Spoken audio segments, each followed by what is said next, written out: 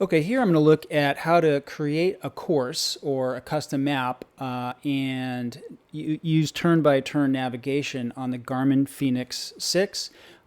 These directions will be helpful for other Garmin watches to some degree, but I'm focused on the 6 here.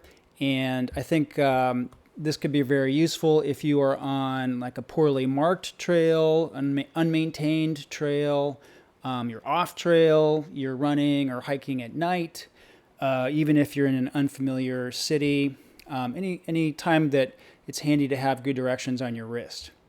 Now, there are three main variants of the Garmin Fenix 6, the 6S, the 6, and the 6X. And other than the screen size and the footprint on your wrist getting bigger as you move left to right, the battery also gets bigger, although even in the 6S, the smallest Fenix, it's still very impressive battery. So this is a great watch.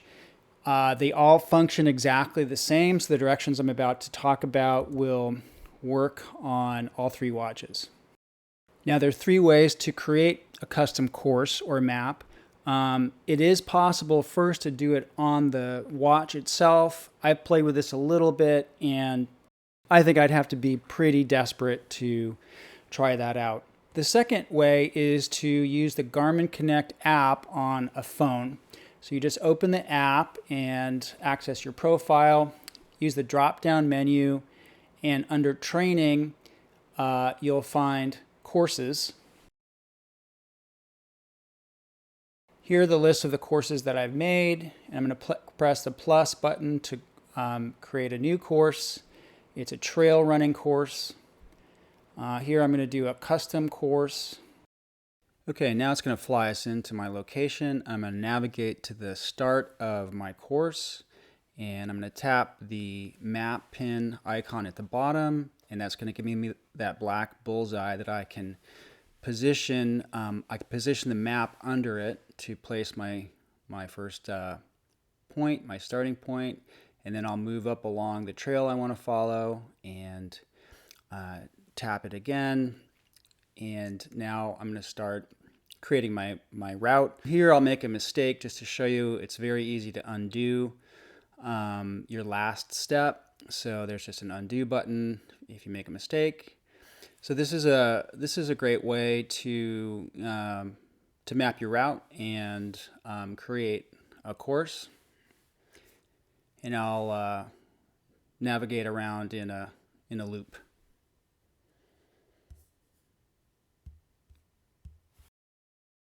Okay, now that I've created my course, I can review details. I get a profile and other information.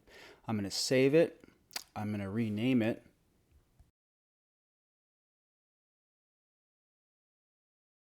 And now, as long as my phone and watch are synced, it's easy to send to device. Just use the drop-down menu, select my device, and that course has now been sent to my watch. The third way to create a course is to go to connect.garmin.com and in your account there under Training and then Courses, again, you'll see that same list of courses that's on your phone. And the process is quite similar. Just navigate to where you want to start. Click Create a Course. This is a trail running course. And you'll see that the trails are in purple because the popularity heat map is turned on, and I'll talk more about that a little bit later. But again, you just click on different parts along your trail, your course, and it will fill in. If you make a mistake, again, there's an undo button, and it's quite straightforward and easy to use. Okay, now that I've completed my route, I'm going to click the edit button and name this course, and I'm going to save it. Now, in theory, if my watch is connected with the data cable, I should be able to go down and click Send to Device, and it will eventually launch the Garmin Connect app, which you have to download and install. I have not had luck with this. It may just be user error, but the app hangs up or doesn't launch. So I'm just using my phone as whether I create on the desktop or the phone, I'm using the phone to send to my watch. Okay, to use my course, I'm going to start an activity, and it's a run, so I'm going to leave it at that, and I'm going to press and hold this menu button, and then I'm going to scroll down to find navigation. I'm going to select navigation, and I'm going to scroll down to select courses. Select button here, and I have all the courses that I've sent to the watch are here. I'm going to select this one. I'm going to say yes, do course. Select that. It loads the course and the map, and it says course started because I'm on the course, but importantly, don't forget to actually start your event here. So I'm going to start the watch so that I start my run. Okay, here I'm stopping on my run to look at the screen. So here you can see the red line indicates where I've already traveled. The pink is the untraveled part of my course, and the blue arrow is my current location. The current location is always impressively accurate. That is always spot on, so that alone is super useful. You can see that it's telling me I have a turn coming up in 259 feet, and right before and at the intersection of a turn should be also an alert, like a buzz on in the watch. I've found that is accurate, say 9 out of 10 times or more. The location on the map is always accurate, but the turn at an intersection alert, sometimes it doesn't give me the alert, or sometimes it tells me I'm at a turn when in fact it's just a bend in the road as opposed to a true intersection. So useful but not perfect. If I scroll up and down, I have other information about my course.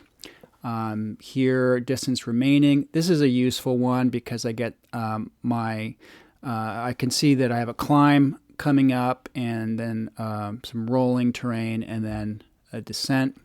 So the up and down buttons will give you different screens that are customizable with different data fields in them to tell you some useful information. So again, while the intersection turn-by-turn alerts are not perfect in my experience so far, they're pretty darn good, and the location on the actual course is exact, and so all combined quite useful. So overall, I'm very happy with the form and function of this watch. I'm looking forward, when we're able to travel again, to going to cities that might be complicated, and just being freed from having to look at my phone or a paper map all the time by plotting a course, and just being able to walk with some help from info on my wrist. So I think that could be super useful. And then notice too that the popularity heat map in purple that you can turn on really gives you a good indication about what local folks think are good routes for walking and running. So that's a really useful feature as well in planning your routes and your adventures.